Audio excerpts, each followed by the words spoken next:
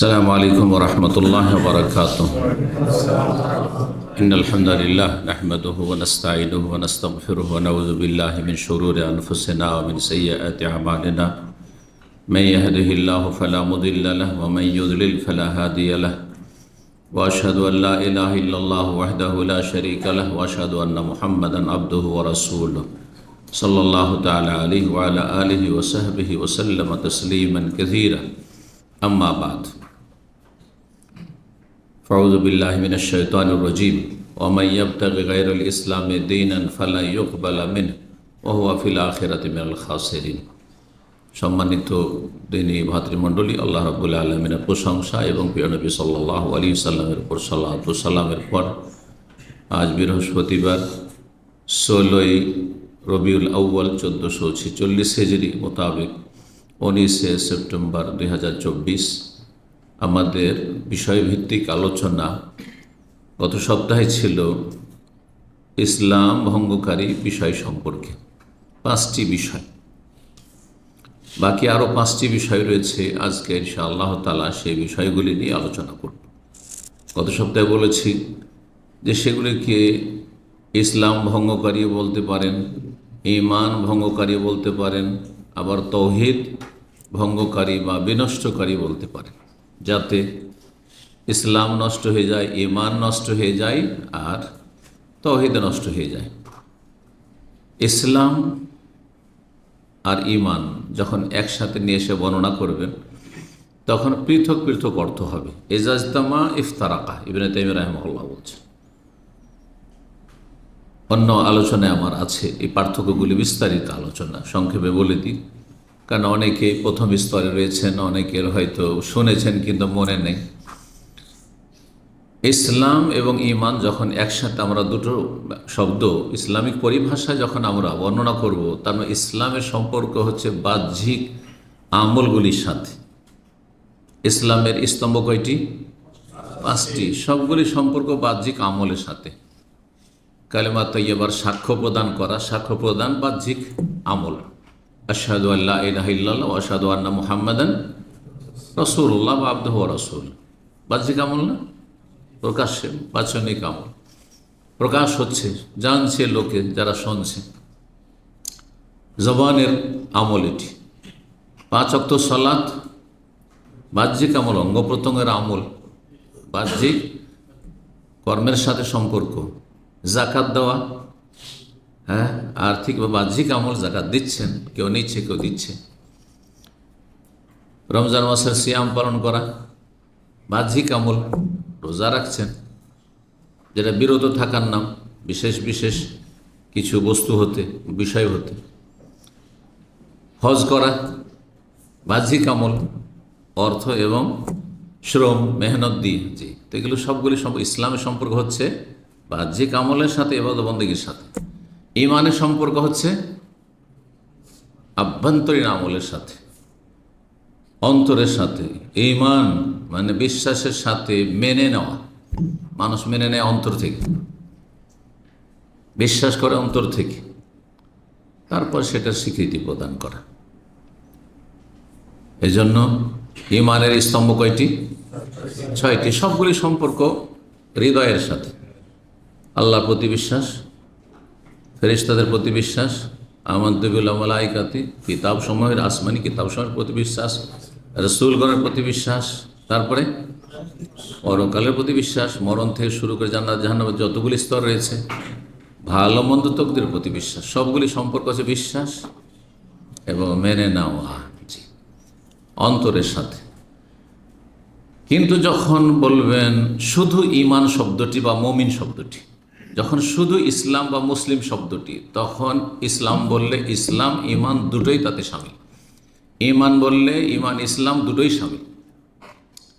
যেমন গত সপ্তাহে ইঙ্গিত করেছিলাম, হয়তো মনে আছে, আপনাকে যদি কেউ বলে যে আপনি মুমিন, তার মানে আপনি মুমিন এবং মুসলিম 6টি বিষয় বিশ্বাসও করেন, মেনেও নিয়েছেন এবং 5টি আমলও করেন। আপনি যদি এতে ব্যতিক্রম থাকে তাহলে আপনি মুমিন মুসলিম কিছুই না, কোনোটাই না। আর তৌহিদ হচ্ছে যেহেতু মূল শেকড়, তৌহিদ ছাড়া ঈমান ইসলামের কল্পনা হয় না, শুধু কাল্পনিক হইতে পারে, বাস্তবে কিছু নেই। আল্লাহর একত্ব ছাড়া ঈমান ইসলাম নেই। অর্থাৎ যেই মুসলিম এবাদত বন্দেগী তো করে, অনেক ভালো কাজ করে, কিন্তু আল্লাহর একত্ব তার আকীদা বিশ্বাসে নেই, আল্লাহর সাথে অন্য কেউ শরিক করে কথায় কাজে ইত্যাদিতে, আল্লাহর সত্তাতে হোক, আল্লাহর গুণে হোক, আল্লাহর কাজে হোক, এবং আল্লাহর ইবাদত বন্দেগীতে হোক, তৌহিদের যে তিনটি প্রকরণ রয়েছে তার যে কোনো কিছুতে হোক, তাহলে সেই ব্যক্তি মুসলিমও না আর মুমিনও না আর সে মুওয়াহিদও না, কিছুই না সে। কারণ ঈমান ভঙ্গকারী বিষয় তার মধ্যে রয়েছে। আল্লাহর একত্ব ভিত্তিক এবাদত হলে তার নাম এবাদত, আর একত্ববিহীন এবাদত হলে তার নাম হচ্ছে শিরক। জি, সহজ ভাষায় বিষয়গুলি না বুঝলে দেশে যেহেতু ভেজাল আর ভেজাল, আর ছোটোখাটো মাসলা মাসাইলে ভেজাল নাই, মূল শিকড়েই ভেজাল, মূল গাছের শিকড়ে কড়া পোকা লেগে আছে, সব শেষ, সর্বনাশ। যার ফলে আমাদের দেশের অধিকাংশ মুসলিমরা আমেলাতুন নাসিবা এই আয়াতের আওতাভুক্ত, অনেক কঠোর পরিশ্রম করে অনেক আমল করে, কিন্তু শেষ পরিণাম তাসলা নারান হামিয়া, সূরা গাশাল হচ্ছে, পরিণাম হচ্ছে জ্বলন্ত আগুনে প্রবেশ করতে হবে। যেহেতু তৌহিদবিহীন ইবাদতবন্দেগী, আল্লাহর একত্ববিহীন শিরক যুক্ত ইবাদতবন্দেগী, একত্ব নেই, আল্লাহ হেফাজত করুন। তো 5টি বিষয় যে আলোচনা করেছিলাম সেটির একটু কি হয়ে যাক, রিভাইজেশন হয়ে যায়, মোরাজা আপনাদের জিজ্ঞাসা করা উচিত, কারণ আপনারা শুনেছেন গত সপ্তাহে, তাই না? 1 নম্বর, ঈমান যাতে বা ইসলাম নষ্ট হয় সেটা হচ্ছে শিরক, আল্লাহর সাথে শরীক করা, সেটা জাতে হোক, সিফাতে হোক, আল্লাহর কাজে হোক, অথবা আল্লাহর ইবাদতে হোক। জি। 2 নম্বর, আল্লাহ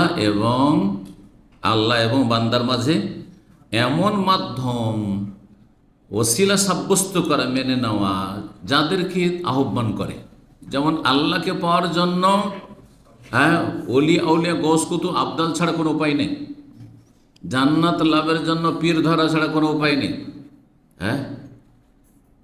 পীর ধরতে হবে, না হলে জান্নাত পাওয়া যাবে না। এটা বড় শিরক, বড় কুফর, এটা ঈমান ভঙ্গকারী বিষয়, এটা ঈমান ভঙ্গকারী বিষয়। কেউ যদি মনে করে যে আল্লাহর কাছে সরাসরি চেয়ে আমাদের কথা পৌঁছিবে না, ওখানে আল্লাহ তো দায়িত্ব ভাগ বন্টন করে দিয়ে রেখেছে, সুতরাং বাবা জিলানির কাছে চেয়ে নাও, না হয় বাবা চিস্তির কাছে চেয়ে নাও, না হয় শাহজালার কাছে চেয়ে নাও, যার কাছে চাইবে, অলির কাছে চেয়ে নাও, তো সে ঈমান ভঙ্গ করল। যেমন আপনার উজু নষ্ট হয়ে গেলে নামাজ হয় না, ঠিক তেমনি রোজা অবস্থায় যদি পানাহার করেন, রোজা বিরোধী কাজ করেন, তা তো রোজা হয় না, ঠিক না? হজ অবস্থায় যদি হজ ভঙ্গ করে কোনো কিছু, হজের এহরাম অবস্থায় কেউ যদি সহবাস করে ফেলে তো হজ হয় না, এগুলো তো বুঝেন। কিন্তু ঈমান ইসলাম নষ্ট হয়, এটা আমাদের দেশের মানুষরা বুঝে না। এটা আরব দেশ থেকে শিখে যেতে হবে, এটা মক্কা মদিনার ইসলাম থেকে শিখে যেতে হবে, এটা ভারতের ভেজালযুক্ত ইসলামে পাবেন না আপনি। যে ঈমান ইসলাম ভঙ্গ হয় কিসের? জন্মসূত্রে 14 পুরুষ মুসলমান, মুসলমান, ব্যাস, না, সেটাও ভঙ্গ হয়। বরং সেটা ভঙ্গ হয় আগে জানতে হবে, নামাজ রোজা হজ জাকাত নষ্ট হওয়ার কারণ জানার আগে জানতে হবে যে ইসলাম ঈমান কিসে নষ্ট হয়ে যায়। 2 নম্বর হয়ে গেল কি, যে মাধ্যম সাব্যস্ত করে এমনভাবে যে সেই মাধ্যমকে ডাকে, মাধ্যমের কাছে সুপারিশ তলব করে, যে আল্লাহর কাছে সুপারিশ করে জান্নাত নিয়ে দেন, আল্লাহর কাছে এই আরজি পেশ করে আল্লাহর কাছ থেকে এটা হাসিল করে দেন বাবা গো ইত্যাদি, তাদের আস্থা ভরসা রাখে, এরাই উদ্ধার করতে পারে, এরাই ছেলে মেয়ে দিতে পারে, এরাই রোগ ভালো করতে পারে। জি, মাধ্যম সাব্যস্ত করা। 3 নম্বর, কাফেরকে কেউ যদি কাফের না মনে করে, বিজাতি কাফেরকে যদি কাফের বলা ঠিক নয়, কাফের বলতে নেই, যেমন বাঙালি মূর্খ সমাজে আছে, মানে বাঙালি সব বাঙালি নয়, এই জন্য বললাম বাঙালিদের মধ্যে যারা মূর্খ, ইসলাম সম্পর্কে জানে না, তাদের মধ্যে কাফেরকে কাফের বলতেন নাই। নতুন আমি সেই সব কথাই শুনতাম, হুজুর কাফেরকে নাকি কাফের বলতে নাই, এই তো কত অজ্ঞতা। তো এইটাই যদি মনে করেন যে ইহুদি নাসারে কাফের বলা যাবে না, হিন্দুকে কাফের বলা যাবে না, বুদ্ধিস্টকে শিখকে কাফের বলা যাবে না, মুশরিক বলা যাবে না, হ্যাঁ, তাহলে আপনি নিজেই কাফের মুশরিক, তাদের দলে সামিল হবেন। জি, তাদের সাথে হাসর হবে। তাদের কুফরি দিকেও সন্দেহ করে, অনেক জনকল্যাণমূলক কাজ করেছে, তাহলে কাফের সন্দেহ করল, কোনো সন্দেহ চলবে না। আল্লাহ যাকে কাফের বলেছেন তাকে কাফের বললেন, আল্লাহ যাকে কাফের বলেননি আপনার কাফের বলার অধিকার নেই। অর্থাৎ জন্মসূত্রে যারা মুসলিম তাদের ক্ষেত্রে আবার কুফরি ট্যাগ লাগাবার কোনো অধিকার আপনার নেই। যার জন্য বিজ্ঞ আলেমদের পুরো দেশের অথবা বিশ্বের, হ্যাঁ, সর্বসম্মতিক্রমে একটা ফয়সালা হইতে হবে। এই নয় যে যার যে ইচ্ছা হইলো ফতোয়া লাগিয়ে দিল, হ্যাঁ, আমাদের বিরোধী সুতরাং সে ইহুদির দালাল, সে ইসলামের দুশমন, সে নাস্তিক। না না না, মোটেই না। তাহলে ওখানে আবার ভয় আছে, যদি মুসলিমকে কাফের বলেন আর সে যদি কাফের না হয় তাহলে আপনি আবার কাফের। যেমন কাফেরকে কাফের না মনে করলে আপনি কাফের, তেমন মানে মুসলিমকে কাফের বলেন অথচ কাফের নয় তাহলে আপনি কাফের। সতর্ক সাবধান বিষয়টিতে। মুসলিমদের ক্ষেত্রে জবান কন্ট্রোল। যাকে আল্লাহ স্পষ্ট কাফের বলেছে তাকে আপনি কাফের বলতে পারেন এবং বলতে হবে। আবার তাকে যদি বলে যে না না অনেক ভালো কাজ আছে তাদের, তার কোনো সময় পাপের কাছে দেখি না, কোনো নেশা করে না, আমাদের দেশের মানুষরা কোনো নেশা করে না, আরে এমনকি পানটাও খাই না, কত ভালো মানুষ, এমনকি চাও খাই না, আমাদের দেশের লোকেরা মনে করে চাটাও নেশা, কত অজ্ঞতা আছে, কোনো নেশা নেই। এটা লোকে বলছেন যে চা খাওয়ায়, বলছে আমার ভাই কোনো নেশা নেই, মনে হচ্ছে যে মদের মতো চাটা। বুঝতে পারছেন, এ হচ্ছে আমাদের দেশের অবস্থা। তো কয়টি হলো? 3টি। 4 নম্বর, কেউ যদি বিশ্বাস করে যে নবী সাল্লাল্লাহু আলাইহি সাল্লামের নিয়ে আসা আদর্শ ছাড়া অন্য কোনো আদর্শ উত্তম অথবা সম্মান, অথবা এটাও চলে এটাও চলে, এটা দিয়েও চলবে ওইটা দিয়েও চলবে, ইসলাম দিয়েও শাসন যেমন সৌদি আরব চলছে সেটাও ঠিক, আর আমাদের দেশে ব্রিটিশ আইন দিয়ে চলছে, আদালত চলছে সেটাও ঠিক, হ্যাঁ, সব ঠিক, তাহলে সেই ব্যক্তি মুসলিম না। সমান সমান মনে করলে মুসলিম না। তার বিভিন্ন অবস্থা, কয়েকটি অবস্থা বর্ণনা করেছি। শুধুমাত্র সীমিত 1-2টি ক্ষেত্রে জালেম আর ফাসিক হবে, পাপিষ্ঠ হবে। বিশ্বাস করে ইসলামকেই, ইসলামের দণ্ডবিধানকে, ইসলামের সমস্ত বিধিবিধানকে মনে করে যে চিরসত্য, এটাই করা উচিত, কিন্তু আমি কুপ্রবৃত্তির অনুসরণে পারছি না, দুনিয়ার স্বার্থে পারছি না, হ্যাঁ, আমি পয়সার লোভে পারছি না, আমি গদির লোভে পারছি না, অথবা আমি বিভিন্ন চাপের মুখে পারছি, ইত্যাদি ইত্যাদি।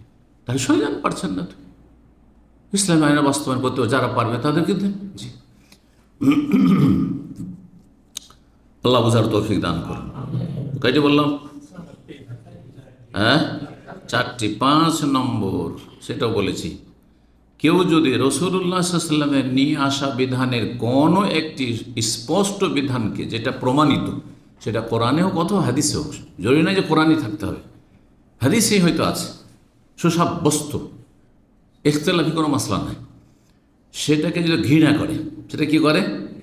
ঘৃণা করে। যেমন কেউ যদি দাড়িকে ঘৃণা করে, টাকনার উপরে কাপড় ঘৃণা করে বলেছে, তাহলে সে, আপনি দাড়ি রাখছেন না গুনাহগার, কিন্তু দাড়িওয়ালাকে ঘৃণা করেন, আপনার ঈমান নেই।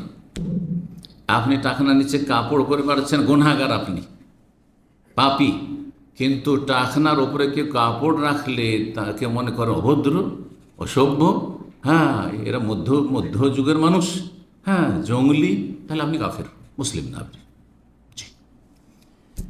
5টি হয়ে গেল। তাহলে এখন আজকের আলোচনা শুরু করি। 6 নম্বর, এটা এই জন্য বললাম যে যাতে যারা অলস তারা এতটুকু শুনলে কাজ হয়ে গেল, 5টা জেনে নিল, তাই না? এটা অলসদের জন্য। আর যারা একটু মেহনত করবেন যে আমি 1 ঘন্টা শুনতে পারবো, তাদের জন্য গত সপ্তাহের আলোচনা 1 ঘন্টা 19 মিনিট সমাপ্ত রয়েছে। জি, 6 নম্বর, কেউ যদি রাসূলুল্লাহ সাল্লাল্লাহু আলাইহি ওয়াসাল্লামের নিয়ে আসা দিন নিয়ে উপহাস করে, কি করে? ঠাট্টা করে, মজাক করে, উপহাস করে, অথবা কোরআন এবং হাদিসে প্রমাণিত কোনো নেকি নিয়ে, নেকির কথা যেখানে বলা হয়েছে সেটা নিয়ে, অথবা কোনো শাস্তি নিয়ে, কঠিন শাস্তির কথা কোরআন এবং হাদিসে বলা হয়েছে, সে শাস্তি নিয়ে উপহাস করে, যেমন কাফেররা করতো, আরে কি বলে দেখো। তো উপহাস যদি কেউ করে কোনো কিছু নিয়ে, তাহলে কি হবে? তাহলে দাড়িওয়ালাকে নিয়ে কেউ যদি ঠাট্টা করে, হ্যাঁ, কেউ যদি ইসলামের কোনো আলোচনা ধরেন করা হচ্ছে, সেই আলোচনা কোরআন এবং হাদিসের দলিল সম্মত, সেটা নিয়ে যদি কেউ উপহাস করে, জি হ্যাঁ, এই জন্য এক শ্রেণী বেদাতি মোল্লা এই বুকের উপর হাত বাঁধা নিয়ে যে ঠাট্টা উপহাস করে, হ্যাঁ, কাউকে কোনোদিন দেখেছেন যে কোনো আলে যে এভাবে বাঁধে? কিন্তু এই বেদাতি মোল্লা সুন্নতের শত্রু, এরা সুন্নতের সহি সুন্নাত রাসূল হাদিসের শত্রু, সন্ন্যার শত্রু, বেদাতের বন্ধু, বেদাতিদের বন্ধু। এইভাবে এরা এই সোশ্যাল মিডিয়ায় ছবি দিয়ে আছে, হ্যাঁ, ইমান নিয়ে টানাটানি আছে। আমি বলবো না যে তারা কাফের হয়ে যাবে, এটা বলবো না আমি, কিন্তু তাদের ইমান নিয়ে ঝুঁকি আছে, ঝুঁকিপূর্ণ রিস্কি অবস্থায় আছে, হতে পারে যে আষাঢ় খেয়ে জাহান্নামে চলে যেতে পারে। জি, আল্লাহ হেফাজত করুক, তাদের অনিষ্ট থেকে আল্লাহ রক্ষা করুক, ইসলামকে এবং সহিহ সুন্নাহকে, কোরআন এবং হাদিসের অনুসারীদেরকে এবং তাদের অনিষ্ট দিয়ে তাদেরকে আল্লাহ ক্ষতিগ্রস্ত করুক। জি, দলিল সূরা তওবার আয়াত নম্বর 66। আল্লাহ বলছেন মুনাফিকরা বিভিন্ন বিষয় নিয়ে, তাও ইসলামের বিধিবিধান নিয়ে তারা ঠাট্টা মস্করা করেনি, সাহাবায়ে কেরামদেরকে নিয়ে ঠাট্টা মস্করা করত। সাহাবায়ে কেরামদের একটু বেশি খেয়ে নিত তো বলতে সব পেটুক, হ্যাঁ, এরা পেটের জন্য সব কাজ করছে, যদি ইসলামের কাজ যা করছে না, এসব ইসলাম না, ইসলাম না, পেটের জন্য। তাতে আল্লাহ কাফের বলেছেন। তারা যে বিরূপ মন্তব্যটি করেছিল এবং উপহাস করেছিল এই সাহাবায়ে কেরামদেরকে নিয়ে, সেটা একটি সফর ঘটনা ছিল যে এরা হচ্ছে আজবান ইনদাল লিকা, যখন কাফেরদের সাথে মুখামুখি হয়, যুদ্ধ হয়, তখন এরা কাপুরুষ, হ্যাঁ, লুকিয়ে থাকে চুরি পরে, আর খাওয়ার সময় হচ্ছে তারা পেট নিয়ে শুধু চিন্তা, পেট পেট করে, পেট পূজারি, এইসব ভাষাগুলি বলেছিল তারা।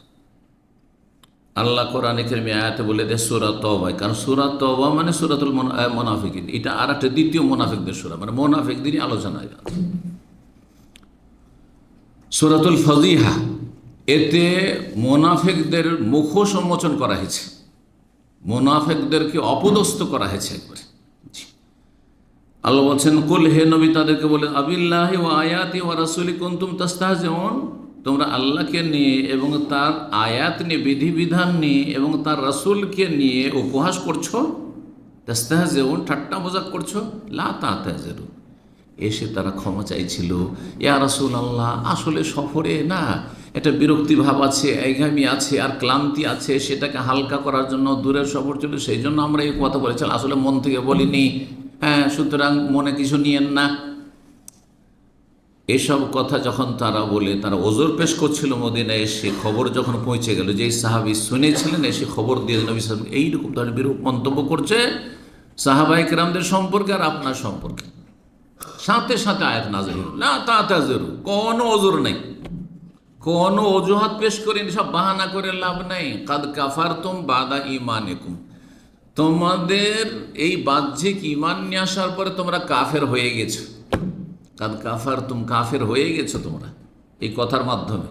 বাদা ঈমান, ওই যে বাহ্যিক কলেমা পড়ে ঈমান নিয়ে এসেছিল, আসলে তো অন্তরে ঈমান নিয়ে আসেনি।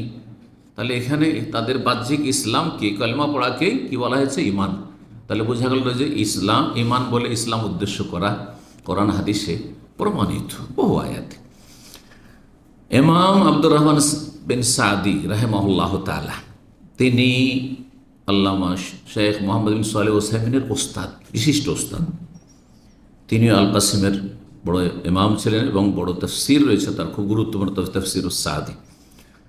তো তিনি বলছেন, সে আবার ওই আমাদের দেশে আবার ওই শেখ সাদি কিন্তু আছে, ওই শেখ সাদি আলাদা। আবার শেখ সাদি হচ্ছে পারস্য দেশের ও এক সুফি আলেম, হ্যাঁ, ও পীরতন্ত্রের সিলসাতে শেখ সাদি, যার ফার্সি কিতাব রয়েছে। আমরা ছাত্র জীবনে ফার্সি তার লেখা পড়েছি, গুলেস্তা বুস্তা পড়েছি। তিনি বলছেন আসলুদ্দিন মাবনিউন আলা তাজিমিল্লাহ, দিনের মৌলিক বিষয় নির্ভরশীল আল্লাহর তাজিমের ওপর। আল্লাহর বড়ত্ব মহত্ব আপনার অন্তরে থাকবে, কথায় থাকবে, কাজে। আল্লাহর কি করবেন? আজমত, আল্লাহর বড়ত্ব, আল্লাহর মহত্ব আপনার প্রতিটি অঙ্গ প্রত্যঙ্গে থাকবে। আল্লাহর তাজিম ও তাজিম ও দিনহি, আল্লাহর, যখন আল্লাহকে আপনি তাজিম করছেন, সম্মান করছেন সবচেয়ে বেশি, তাহলে আল্লাহর দিনকেও তাজিম করবেন, শ্রদ্ধা সম্মান করবেন। ও রসুলে, আল্লাহ রসুলগণকেও আপনি তাজিম করে শ্রদ্ধা সম্মান করবেন। আল্লাহকে, আল্লাহর দিনকে, আল্লাহ রাসুলকে। জি, কারণ অতপ্রত জড়িত আল্লাহর সাথে, আল্লাহর দিন আর রসুল অতপ্রতভাবে জড়িত, একটিকে আরেকটি থেকে আলাদা করা যায় না। কেউ যদি রসুলের মানহানি করেছে, আল্লাহর মানহানি করলো। হ্যাঁ হ্যাঁ, রসুলকে মানে, রসুলের যে একটি কথা না মানে তো আল্লাহর কথা অমান্য। ওমাইয়তি রসুল ফাঁকা দাত আল্লাহ, রসুলকে মানলে আল্লাহকে মানা হইল, রসুলকে অমান্য করলে আল্লাহকে অমান্য করা হলো। কেউ যদি কোরআন হাদিসের একটি বিধান না মানে, তার রসুলের নাফরমানি করে, আল্লাহর নাফরমানি করবে। ঠিক না? তাজিম হইতে হবে প্রতিটা অঙ্গ প্রত্যঙ্গে। ওয়াল ইস্তিহজা বিশাইইন মিন যালিকা, আর এইসবের কোনো কিছু নিয়ে কেউ যদি উপহাস করে, কিছু আল্লাহকে নিয়ে উপহাস করলো অথবা রসুলকে নিয়ে উপহাস করলো, হ্যাঁ, রসুলকে নিয়ে ব্যঙ্গচিত্র করা এবং রসুল্লাহ সাল্লামের কোৎসা করা, রসুল্লাহ সাল্লামের নেগেটিভ কোনো কথা বিরূপ মন্তব্য করা, যেমন ইসলামের শত্রুরা যারা কাফেরদের এজেন্ট হয়ে কাজ করছে, মুনাফিক মুসলিম সমাজের এরা, আর যারা জন্মসূত্রে কাফের তারা তো কাফের। যদি কেউ এসব নিয়ে, আল্লাহর একটি বিধিবিধান নিয়ে কেউ যদি উপহাস করে, মোনাফিল লেহাজাল, এই মৌলিক নীতিমালার পরিপন্থী। মৌলিক নীতিমালা কি? আল্লাহর তাজিম, রসুলের তাজিম বা রসুলগণের তাজিম, আর আল্লাহর কিতাবের, আল্লাহর বিধিবিধান, আয়াত, এক একটি আয়াতের আপনার অন্তরে তাজিম, বড়ত্ব, মহত্ব থাকতে হবে, সম্মান থাকতে হবে। যদি আপনি ঠাট্টা মজাক করেন কোনো কিছু নিয়ে, তাহলে এটা তার পরিপন্থী, বিপরীত বিষয়। এটা কেমন হয়? আপনি বাপকে সম্মান করেন আর বাপকে নিয়ে আপনি উপহাস করবেন? আপনার বাপকে নিয়ে, মাকে নিয়ে কেউ উপহাস করে, আপনার বাপ মায়ের পোশাক নিয়ে, হ্যাঁ, কেউ উপহাস করে, কত কষ্ট পাবেন চিন্তা করুন তো দেখি। আপনার ভূমিকা কেমন হবে চিন্তা করুন তো দেখি। হ্যাঁ, এখানে বাপ মা কোথায়, বাপ মা কোথায়, রসুল্লাহ কোথায়, রব্বুল আলমিন কোথায়, আল্লাহর আয়াত, আল্লাহর বিধান, কোরআন কারীম কোথায়, ওহী হাদিস, তা নিয়ে কেউ যদি উপহাস করে, ইসলামের বিধিবিধান নিয়ে কেউ উপহাস করে, তাহলে এটা তার পরিপন্থী। মোনাকেজুল্লাহ আসাদ্দাল মোনাকেজা, আর এইটি একেবারে উল্টো কথা, যে আল্লাহ রসুল আর আল্লাহর দিনকে, আল্লাহর দিনের বিধিবিধানকে তাজিম করে আবার উপহাস করে, এটা অসম্ভব কথা। যেমন আগুন পানি জমা হয় না, একত্রিত হয় না, ঠিক তেমনি একজন মানুষ বলে আমি মুসলিম, আবার সে আল্লাহ বা রসুলকে নিয়ে বা আল্লাহর দিনকে নিয়ে, আল্লাহর দিনের কোনো মাসলা মাসাইল নিয়ে উপহাস করবে, হইতেই পারে না, জমা হইতেই পারে না দুটো। একটা থাকলে আরেকটা থাকবে না। যদি সত্যি ইমান থাকে তাহলে উপহাস থাকতে পারে না, ঠাট্টা মজাক থাকতে পারে না, ঠাট্টা মজাক থাকলে তাহলে ইমান নেই, কাফের। ইমাম শাইখ বাজ রাহিমাহুল্লাহ বলছেন, ওয়াকাদ আজমাল ওলামা ও কাতিবা, কথাটি কোথায় রয়েছে? ইমাম আব্দুর রহমান সাদির তার কিতাব তফসিরুল করিমির রহমান 342 পৃষ্ঠা আমার অফিসে তফসির আছে, এবং আমি যখন ধারাবাহিক তফসির করেছি তো সেই তফসিরটি আমার সবসময় আমার অধ্যয়নে থাকত। জি, সেটা থেকে অনেক সময় অনেক কথাই সেই তফসিরগুলো তো আমি পেশ করার চেষ্টা করেছি, অনেক গুরুত্বপূর্ণ তফসির, তবে আরবি ভাষাটি খুব স্ট্যান্ডার্ড ভাষা। তো ইমাম বাজ রাহিমাহুল্লাহ বলছেন, ওয়াকাদ আজমাল ওলামা ও কাতিবা, সমস্ত ওলামা কিরামদের এজমা রয়েছে। এজমা মানে ঐক্যমত, একমত, সারা বিশ্বের সমস্ত ওলামা, হানাফি, শাফি, মালিকি, হাম্বলি, আহলুল হাদিস, সালাফি, সমস্ত একমত। কি বিষয়ে? আলা, এ বিষয়ে, আন্নাল মুসলিম তাসাব্বাদিন, কোন মুসলিম, জন্মসূত্রে মুসলিম, আর সে যদি দিনকে গালমন্দ করে, আও তানাক্কাসাহু, দিনের যদি মানহানি করে, দিনকে খাটো করলো, ছোটো করে দেখালো, দিন ধর্ম ইসলামের মাসলা মাসাইলকে, আল্লাহ রসুলকে একটু খাটো করলো, আও সাব্বার রসুল রসুলকে গালমন্দ করলো, আও ইন্তাকাসাহু, বা তার মানহানি করলো, আব ইস্তাহজাবেহি, তাকে উপহাস করলো। নবী সাল্লামের বিবাহ শাদী নিয়ে কেউ যদি উপহাস করে, তুমি অজ্ঞ। নবী সাল্লামের বিবাহতে যে উপকারিতা রয়েছে, আমাদের বিবাহতে তেমন কোনো উপকার নেই। আপনারা স্বার্থে আপনি বিয়ে করেছেন, ইসলামের স্বার্থ কী আছে আমাদের বিয়েতে বলুন দেখি? প্রত্যেকে আপন আপন জায়গা থেকে বলে যে আমার আপনার বিবাহ সাথে ইসলামের কোন স্বার্থটি আছে? আপনার স্বার্থ আছে, একটা পরিবার গঠন করবেন। হ্যাঁ, নবী সাল প্রত্যেকটি বিয়েতে বৃহৎ স্বার্থ রয়েছে ইসলামের খেদমতে। এই বিষয়ে বড় বড় কিতাব লেখা হয়েছে, আলেমা এখন লিখেছেন এক একটি বিয়ের রহস্য। কারণ দেখেন, আপনি আপনার বংশের যখন ছিলেন তখন আপনার সাথে, আপনার সাপোর্টে আপনার বংশটাই ছিল, ঠিক না? খুব সহজ ভাষায়। কিন্তু যখন আপনার একটা শ্বশুর বংশ হলো, আপনার বংশ হতে পারে দুর্বল, কিন্তু আপনার শ্বশুর বংশ যদি প্রভাবশালী হয়, এখন আপনি স্ট্রং। বুঝতে পারছেন দুনিয়া, তাই না? জি, একটা শুধু একটা দিকে ইঙ্গিত করলাম, বাকি অন্য দিক তো আরো বহু দিক রয়েছে হেকমতের, তত্ত্বের, বিয়ের, বহু বিবাহের। তো বহু বিবাহ যদি ওই রকম সার্থক হয় যে একাধিক বিয়ের মাধ্যমে কয়েক হাজার লোক ইসলাম কবুল করবে, বা কয়েক শত লোক ইসলাম কবুল করবে, কয়েক শত বিদাতি হেদায়েত হয়ে যাবে, কয়েক শত বেনামাজি হেদায়েত হয়ে যাবে, তাহলে বিয়ে করুন। এটা হচ্ছে ইসলামের স্বার্থে বিয়ে করা। কথা বুঝতে পেরেছেন? বলছেন যে সমস্ত উলামায়ে কেরাম একমত, কেউ যদি ঠাট্টা উপহাস করে তাহলে ফাইন্নাহু ইয়াকুনু মুরতাদ্দান কাফিরান হালাল আদ-দাম ওয়াল মাল, সে মুরতাদ হয়ে যাবে, মানে ইসলাম থেকে বহিষ্কৃত হয়ে যাবে, ইসলাম বিমুখ কাফের হয়ে যাবে। তার নাম আর মুসলিম না, তার রক্ত হালাল, তার ধন সম্পদ হালাল। কিন্তু কার জন্য হালাল? লুটপাট করা না।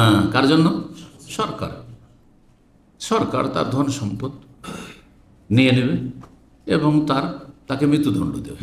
এটা সরকারের কাজ, যদি ইসলামী বিধানের বাস্তবায়ন থাকে তাহলে। জি, আল্লাহ তৌফিক দান করুন।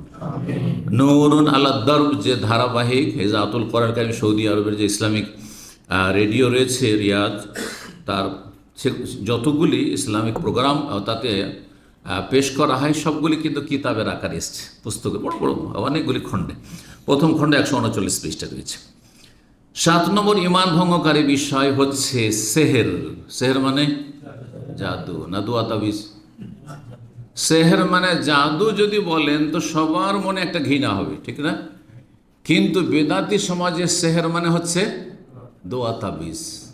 এমনভাবে সাইনবোর্ডটাকে আকর্ষণীয় করে দিল, চমৎকার করে দিল যে এটা বরণ করতে কোনো অসুবিধা নেই। অধিকাংশ লোক আমার দেশের যদি কাউকে জাদু করা হয় বলেছে অমুককে দোয়া তাবিজ করেছে, তো দোয়া তো ভালো জিনিস, দোয়াই তো ইবাদত। তা আমরা তো দোয়াই করি আল্লাহর কাছে, যে দোয়া না করে সে তো গুনাহগার। সে আল্লাহর কাছে চাওয়া ছাড়া আমাদের কোনো উপায় নেই। আর দোয়া হুয়াল এবাদ, দোয়াই তো আসলে এবাদত, এবাদতের মূল, ঠিক না? দিলেন একবার আকর্ষণীয় করে সাইনবোর্ড। আর তাবিজ, তাবিজ কোরআন সুন্নাহর অনুসারীদের কাছে, সহি আকীদার অনুসারীদের কাছে যদিও তাবিজ জায়েজ নয়, হ্যাঁ, কিন্তু বেদাতি সমাজে তাবিজটাও জায়েজ, বরং সওয়াবের কাজ একটা। হ্যাঁ, ভালো ওসিলা আত্মরক্ষার জন্য বা রোগবালা মুসিবত থেকে মুক্তি লাভের জন্য, তাহলে সেটাও একটা আকর্ষণীয় সাইনবোর্ড। সুতরাং একটা কুফরি সেহের, জাদু করা, জাদু করানো, এটা যে কুফরি কাজ, জাদুকর কাফের হয়ে যায়, যে জাদু করায় সে কাফের হয়ে যায়। এটাকে কি করলেন? এত বড় অপরাধকে একেবারে কি করে দিলেন যে কোনো অসুবিধা নেই, দোয়া তাবিজ করেছে, দোয়া তাবিজ করেছে। সুতরাং মুসলিম সমাজে বসবাস করছে, এদিকে নামাজও পড়ছে, এদিকে জাদুটনা পড়ছে। শাশুড়ি বৌমাকে জাদু করছে, মা ছেলেকে জাদু করেছে। আমার ইসলামের সাথে এক ছাত্র আসতো, নামটা এখন মনে আসছে না, নাম জানা থাকলেও বলবো না, কারণ এটা মান সম্মানের ব্যাপার। সে বড় কষ্টের সাথে এসে বলছে যে আমার মায়ের সাথে কথা বলতে ইচ্ছা হয় না। এত বড় কথা যদি এমনি সংক্ষেপে বলা হয় তাহলে ভাববো যে ছেলে তো অপরাধী, তাই না? এর তো কোনো সুযোগও নেই যে মায়ের সাথে আমার কথা বলতে ইচ্ছা হয় না, কবিরা গুনাহ আপনার এটা। তো বলছে আমার মা আমাকে এমন জাদু করেছে যে আমি মরেই যেতাম, প্রাণ নাশ করার। শুধু কিসের জন্য? এই বউকে রাখতে দেবে না, সেই জন্য। এই বউ তার পছন্দ নয়, এখানে সে যৌতুক পায়নি, পয়সা পায়নি, সেই জন্য। কথা বুঝতে পেরেছেন? এক জাল আর এক জালকে, দেবরকে। আমার ইসলামিক সেন্টার, আমার মসজিদের খাদেম একদিন এসে তো কান্না করতে লাগবে, ছেলে চলে গেছে, এখানে ছিল বিগত। বলছে যে আমাকে জাদু করছে আমার ঘরে। আমাদের এখানে আরেক ভাই আছে মজলিসে আছে, তাকে তার ভাবি জাদু করেছে কয়েকবার করে। জি, আশ্চর্য। অথচ কুফরি, হয়তো নামাজও পড়ছে, বোরখাও পড়ছে, কোনো কিছু কাজে আসবে না, রোজাও রাখছে, কোন ইবাদতবন্দি কাজে আসবে না। আউযুবিল্লাহ, আউযুবিল্লাহ। বাঙালি সমাজ আর এই আসাম, বাংলার আসামকে জাদুতে গ্রাস করেছে। অমুসলিমদের পাশে বসবাস করে জাদুটাকে বরণ করে নিয়েছে চমৎকার একটা লেভেল দিয়ে। যেমন যদি মুসলিম সমাজে, আমাদের মুসলিম সমাজে যদি ধ্যান বলা হয়, ধ্যান করা যায়, ধ্যান করা যায়, ধ্যান হিন্দুরা করে, তাই না? তপস্যা বলা যায়, এটা হিন্দুদের ভাষা, এগুলো আমরা করি না। কিন্তু ধ্যান মানে তো মোরাকাবা। আপনাদের পীরেরা সবাই মোরাকাবা করে, অর্থাৎ হিন্দুদের সাধুরা ধ্যান করে, হ্যাঁ, ওই ধ্যানেরই আরবি বা ফার্সি হচ্ছে মোরাকাবা। তারাও তপস্যা করে, তারাও ওই ওই আপনার করে, ধ্যান করে, কিন্তু মোরাকাবার নাম দিয়ে। এবার বুঝতে পারছেন? আমাদের ভাই বাঙালি সৌদি নাগরিকত্ব পেয়েছিলেন, তার বাবা পেয়েছিল, তার সাথে রাহেমাহুল্লাহ এই 2-3 বছর আগে তিনি মারা, বশির আল মাসুমি। আমার ইসলামিক সেন্টারে খুব ভালোবাসতেন, আমার বাসায় যে কতবার এসছেন, আর মক্কা গেলে ওনার বাসায় তো একবার যেতে হইতো। তো ইন্তেকাল করেছেন। তিনি বেশ কিছু খুব ভালো বই লিখেছেন, বাংলা ইংলিশে, উর্দুতে অনুবাদ হয়েছে। তার মধ্যে একটি বই হচ্ছে প্রচলিত ভুল। প্রচলিত ভুল বইটা হয়তো দেখেছেন অনেকে। ওতে বেশ কিছু টার্মগুলি, হিন্দুদের টার্মগুলি, হ্যাঁ, সেগুলো বাংলা ভাষা বা সংস্কৃত ভাষায় আছে, হিন্দুদের ধর্মীয় টার্ম, মানে ধর্মীয় পরিভাষা, আর সেগুলি ফার্সি, হ্যাঁ, ফার্সি বা আরবিতে মুসলিম সমাজে ছড়িয়ে আছে। আর খুব ভালো মনে করছেন, সেগুলো ভালো কাজগুলো করছে তো, অথচ সেগুলি হচ্ছে কুফরি কাজ সেগুলি, কিন্তু সাইনবোর্ডটি চমৎকার। এজন্য আজকাল সুদকে সুদ বলছে না, কি ইন্টারেস্ট, বেনিফিট। মদকে মদ বলছে না, বেশ্যাকে বেশ্যা বলা অপরাধ, আইনত অপরাধ। মানহানি করলেন আপনি, কি বলতে হবে? যৌনকর্মী বলতে হবে। কথা বোঝা গেছে? পতিতা বলা যাবে না, নাহলে কেস হয়ে যাবে আপনার বিরুদ্ধে। হাউযুবিল্লাহ, আল্লাহ হেফাজত করুক এরকম শাসন ব্যবস্থা থেকে, আর এরকম জুলম অত্যাচার থেকে, সীমা লঙ্ঘন থেকে। তো সেহের জাদু, জাদু বিভিন্ন রকমের। তার মধ্যে একটি জাদু হচ্ছে কাউকে আকৃষ্ট করা, আর একটি হচ্ছে তার বিপরীত, হ্যাঁ, কারো থেকে নিজেকে ফিরিয়ে নেওয়া অথবা তাকে ফিরিয়ে দেওয়া। যেমন, আর এই জাদুগুলি আমাদের দেশের কিছু কথিত ধর্মীয় পুস্তকে আছে। মকসুদুল মমিন আছে, নিয়ামুল কোরআন, আর আপনার ওই সোলেমানি নকশা, হ্যাঁ, আর এই ধরনের যতগুলি আমালে কোরআনি, তাবিজে কোরআনি, হ্যাঁ হ্যাঁ, এইসব রুহানিয়াতের নামে, আধ্যাত্মিকতার নামে এইসব কিতাব, এইসব শিরকিয়াত, কুফরিয়াত আছে, জাদু আছে। বুঝতে পারছেন? কি একটা মেয়ে পছন্দ হয়েছে, কিন্তু খুব ধনীর মেয়ে অথবা খুব শিক্ষিত মেয়ে, আর আপনি একটা মূর্খ, আন্ডার ম্যাট্রিক, অবশ্যই এমএ পাস অথবা এমবিবিএস ডাক্তার, ও তো বিয়ে করবে না, অথবা ওর বাবা বিয়ে দেবে না, তাহলে ওকে কি করতে হবে?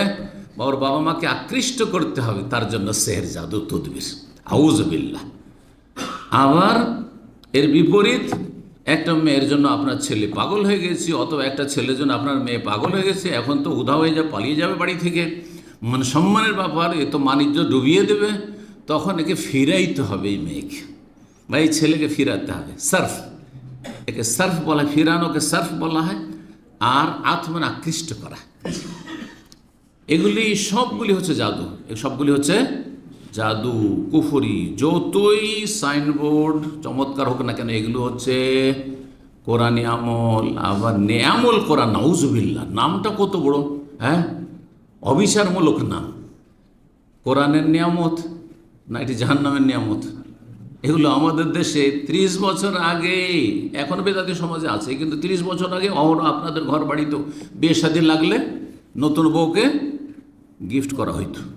মকসুদুল মুমিনিন আর নিয়ামল কোরআন, এগুলো কিতাব, এসব কিতাব সব শিরকিয়াত আছে।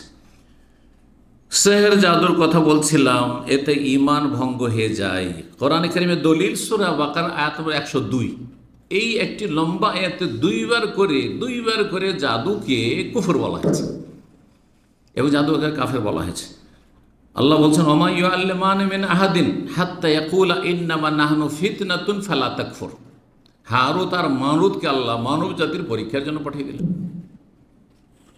ফেরেশতা ছিলেন, তাদেরকে মানুষের গুণ দিয়ে বৈশিষ্ট্য দিয়ে পাঠিয়ে দিলেন। ফেরেশতার মধ্যে যদি আমার মতো আপনার মতো যদি গুণ দিয়ে দেওয়া হয়, আমার মতো আপনার মতো গুণ মানে আমার মধ্যে ভালো ক্ষমতা আছে আর মন্দ ক্ষমতা আছে, তাহলে ফেরেশতাও পাপ করতে পারে আমার মতো, বুঝতে পারছেন? তারপরে তখন তারা পরীক্ষামূলক বলছে, আমরা তোমাদেরকে জাদু শিখিয়ে দেবো, কিন্তু শিখানো প্রয়োগ করিও না। কেন কাউকে যদি ড্রাইভিং শিখিয়ে দেবো, কিন্তু গাড়ি চালাতে পারবেন না, সামলাতে পারবেন ওকে, ও তো চুরি করে গাড়ি নিয়ে টান দেবে। বাচ্চাদেরকে নাবালক অবস্থায় গাড়ি শিখিয়ে দিয়েছে, বাবা শিখিয়ে তো দিলাম তোকে 15 বছরের গাড়ি, হ্যাঁ ড্রাইভিং শিখিয়ে দিলাম, কিন্তু 18 না হলে চালাবি না, কারণ এটা আইনের লঙ্ঘন, আবার কোনো পেনাল্টি লাগতে পারে, বিপদে পড়বি, শুনবে? এদিকে বাপ কী করে, চাবি রেখে যায় আর ঘুমাচ্ছে, চাবি নিয়ে টান, ভোরবেলা টান, করে না অনেকেই করে। আর কোথাতে কোথায় কি করে ফেললাম, জি আর কিছু করুক আর নাই করুক। তো যাই হোক, বলছিলাম কি, পরীক্ষা শিখিয়ে দেওয়ার পরে সামলানো, কোনো কিছু শিখিয়ে দেওয়া সামলানো, এটা শিখে নাও, লোভনীয় বিষয়, আকর্ষণীয় বিষয়, শিখবো আর আবার এটা করবো না, প্র্যাকটিক্যাল করবো না, এটা কেমন কথা হলো? তো মিন হারুত মারুত যাকেই জাদু শিখাতো সেই জনপদের, হাত্তা এখন ব্যাবিলন শহরের, বাবেল যেটা আরবিতে বলা হয় সেটা ব্যাবিলন শহর ইরাকের, তাদেরকে বলে দিত ইন্নামা নাহনু ফিতনা, আমরা কিন্তু তোমাদের জন্য পরীক্ষামূলক, আল্লাহর পক্ষ থেকে পরীক্ষা হিসাবে পাঠানো হয়েছে, আল্লাহ তোমাদের পরীক্ষা ফেলছে, শিখাবো আর আবার করবে না, প্র্যাকটিক্যাল করবে না জাদুর। ফালা তাকফুর, কিন্তু তোমরা কুফরি করিও না, এ কথা বলে তোমরা জাদু করিও না, জাদুকে কি বলেন, কুফরি করিও না, তার মানে জাদুর অপর নাম হচ্ছে কুফর, যে জাদু করলো সে কুফরি করলো। জি, এর আগের অংশের ওমা কাফারা সুলাইমান, কারণ ইহুদিরা অপবাদ দিত যে সুলাইমান আলাইহিস সালামের রাজত্ব চলতো জাদুর বলে, তো আল্লাহ বলছে ওমা কাফারা সুলাইমান, আরে শয়তানরা শোনো, সুলাইমান কুফরি করেনি, ওয়ালাকিন্না শায়াতিনা কাফারু, শয়তানরা কুফরি করেছে, ইউআল্লিমুনা আন-নাস আস-সিহর, কেন কুফরি করেছে? যেহেতু তারা মানুষকে সেহর জাদু শিখাতো, তাহলে বোঝা হলো জাদুবিদ্যা শেখানো, প্রয়োগ করা, এগুলো কি কুফরি কাজ, কোরআনে 2টি আয়াত প্রমাণ করে। এই জন্য অধিকাংশ ওলামাদের কাছে জাদুতে যদি শিরকি কুফরি কথা নাও বলেন তবু কুফরি, অল্প কিছু লোক বলছে যদি শিরকি কুফরি ইমান ভঙ্গকারী কথা থাকে, মন্ত্রতন্ত্র, তাহলে জাদু সেটা কুফর, না হলে জাদু, তাহলে জাদু তারা 2 ভাগে ভাগ করেছে, জাদু কুফরির জাদু আর ফাসেকির জাদু, কিন্তু যেমনটা বললাম অধিকাংশ, তাই বলছেন এই ইমান ভঙ্গকারী বিষয়টি সম্পর্কে যে যেই ব্যক্তি এসব জাদুতে জড়িত হইল সেই ব্যক্তি যেন সেই কাজটি করে ফেললো অথবা তার উপর সন্তুষ্টি প্রকাশ করলো। অনেক সময় আপনি নিজে জাদু করছেন না বা জাদু শিখতে গেলেন না, কিন্তু জাদুকর জাদু দেখাতে এসছে, আমাদের গ্রামে গঞ্জে কিন্তু জাদু দেখাতে আসতো, আর গোটা গ্রামের নর নারী পুরুষ ছোট বড় সবারই হিড়িক পড়ে গেছে, ভিড় বাড়ে, গোল হয়ে ঘিরে নিয়েছে আর জাদু তামাশা দেখাচ্ছে না, মানুষকে দিল জবাই করে, হ্যাঁ আর তারপরে জীবিত করে, আমরা তো হয়তো গেলই তো মেরেই দিল, হ্যাঁ কত মায়া লাগছে তাই না, আবার মাটির গুলি, তারপরে রসগোল্লা খাওয়াইতে শুরু করলো, হ্যাঁ কত রকম কি সব। তো এরা কাফের, এসব জাদু যারা করছে এরা কাফের, এদেরকে যদি সহযোগিতা করে তো কুফরি সহযোগিতা করলেন না, তাহলে আপনারও কুফরি, যা আপনি আপনার উঠানে জায়গায় দিয়ে দিলেন, দেখা তো আসো আমাদের এতে আসো, উঠানে আসো, এসব কত লোক করেছে, আসো আমাদের গ্রামে আসো, পাশের গ্রাম দিয়ে যাচ্ছে আমাদের গ্রামে আসো, আর তারপর তাদের গোটা গ্রামের লোক ওই ধান চাল সব দিতে শুরু করলো, এগুলো ছোটোকালে দেখেছি। তখন তো পয়সার অভাব ছিল, যার ফলে জাদুকরকে কে ধান দিচ্ছে, কে চাউল দিচ্ছে, কে আর কিছু দিচ্ছে, জি কম দিচ্ছে। বলছেন যে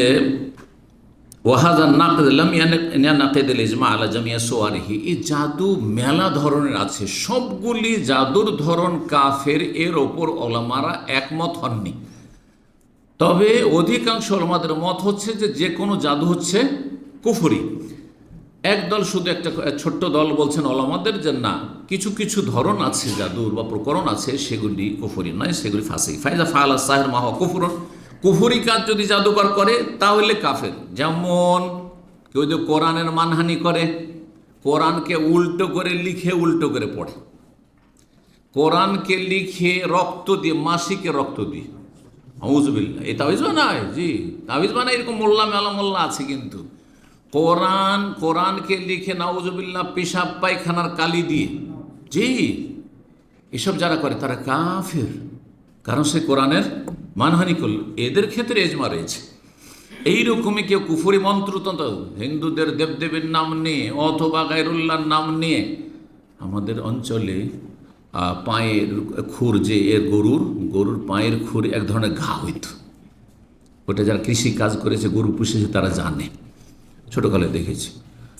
তো ছোটোকালে শুনতাম যে এই যে ঘা পায়ের খুরে হয়ে যাচ্ছে গরুর, আর চলতে পারছে না গরু, তো এই গরুর চিকিৎসা হচ্ছে কি, এলাকার 7 জন সুদখোরের নাম লিখে একটা তাবিজ তৈরি করতে হবে, আর তারপর সেই তাবিজটা পায়ে বেঁধে দিতে হবে। আল্লাহ চোখে দেখেছি ছোটোকালে। এগুলো হচ্ছে আইনুল ইয়াকিন, দেখে বলছি, হ্যাঁ দেখে বলছি। এত অজ্ঞতা ছিল। আর কি হানাফি কি আহলে হাদিস সবাই করতে গেল, কোনো বাড়াবাড়ি বলছিল। আহলে হাদিস হচ্ছে জন্মসূত্রে আহলে হাদিস, আর এক হচ্ছে এলেমওয়ালা আহলে হাদিস, জানছে আমল করছে আমলওয়ালা। দুটোতে আসমান জমিন পার্থক্য আছে, ঠিক কিনা? জন্মসূত্রে এরা ওর বাপদাদা আহলে হাদিস ছিল, ওরা মানে কোনো মজহাবের অন্ধ অনুসারী নয়, এতটুকু। কিন্তু ওদের মধ্যে বেনমাজিও আছে, ওদের মধ্যে জাদু, এগুলো মন্ত্রতন্ত্রের আপনার অজ্ঞতার কারণে সবই পাশের লোকেরা করছে, ওরাও করছে, হিন্দুরা করছে, এরাও করছে, জি। এই আহলে হাদিসের কোনো মূল্য আছে? কোনো মূল্য নেই, জি। তো যদি কুফরি সজুল শায়াতিন, অথবা শয়তানকে সেজদা করলো, হ্যাঁ জিনকে ডাকলো সাহায্য চার জন্য, জিন রক্ষা করো, সাহায্য করো, জিনের সান্নিধ্য লাভের জন্য কিছু পেশ করলো, উৎসর্গ করলো, তাহলে কাফের। ফাহুয়া কাফিরুন বিল ইজমা, তাহলে সর্বসম্মতি করবে কাফের। ওয়াম্মা ইযা লাম ইয়াফআল শাইআন মিন যালিকা, যদি এমন কোনো কাজ না করে যেটা কুফরি, ফাকসারুল উলামা, অধিকাংশ ওলামারা বলছেন আলা আন্নাহু কাফির আইজান, তবুও কুফর, যে কোনো জাদু তাহলে কুফরি, এটা আকসারুল উলামা, অধিকাংশ ওলামারা, মেজরিটি ওলামা বলছেন। কিসের জন্য? বেমুজাররাদে আমালিহি লিসসিহর, সিহর জাদু, শুধু জাদু করার জন্যই কাফের হয়ে যায়। কারণ জাদুর মাধ্যমে মানুষকে মেরে ফেলা হয়। আপনি কি করে একজন রক্তকে হালাল মনে করছেন, প্রাণনাশকে হালাল মনে করছেন? এমন জাদু করা হয়। এখানে 2 ভাই ছিল গোপালগঞ্জের, আর তার এক ভাই আমার একবার নিয়মিত কোর্সের প্রতিটি দার্সের ছাত্র ছিল, চলে গেছে কয়েক বছর আগে, অনেকে চেনবেন, এখন নাম বলে দিল। আর তার ছোট ভাইটা মাঝে মধ্যে দার্সে সাপ্তাহিক একদিন করে আসতো। এইখানে আপনার হোলসেল মার্কেটগুলোতে এক ভাই কাজ করতো, 2জনই কাজ করতো, তারপরে এদিক ওদিক কাজ করে অনেক দিন থেকেছে তারা। এই ছোট ভাইটা প্রেম করে বিয়ে করে, প্রেম করে বিয়ে করার পরে প্রেমের বিয়েগুলো সাধারণত টিকে না, এটা জানেন তো। কারণ আগেই যেহেতু মজা পেয়ে গেছে, আর পরে আর কোন মজা আছে? হ্যাঁ, ও তো খেজুর চুষা শেষ হয়ে গেছে, ওর আর কিছু নেই, ও আঁটিটা আছে। কারণ যতটা স্বাদ ছিল আগে হারাম স্বাদ খেয়ে, আর হারাম স্বাদ পেয়েও শেষ হয়ে গেছে, যার ফলে এইসব বিয়েগুলো লাস্টিং করে না সাধারণত।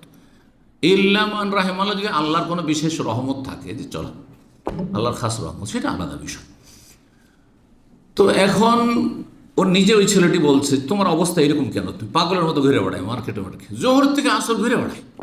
ওর বড় ভাই তখন যেহেতু আমার নিয়মিত ছাত্র, এসে আমার কাছে অভিযোগ করে, কি করবো, শেখ আমার ভাই ঘুমায় না, ডিউটি শেষ করে জোরে জোরে রাস্তা রাস্তা ঘুরে বেড়ায় রোদ্রে। তখন এখানে আলী শাহরি একজন ছিল সৌদি, কারণ এখানে তো আবার অনুমোদন লাগে রুকিয়া টুকিয়া ঝাড়ফুঁক করার। তো তাকে বলে, যেহেতু আমার পরিচিত মানুষ ছিল খুব খাতিরে, তো ওকে বললে ওইগুলো কাজ করতো, ওর কাছে নিয়ে গেলাম। হ্যাঁ, আর সে এখানে সব জায়গায় তাবিজ বাঁধা আছে।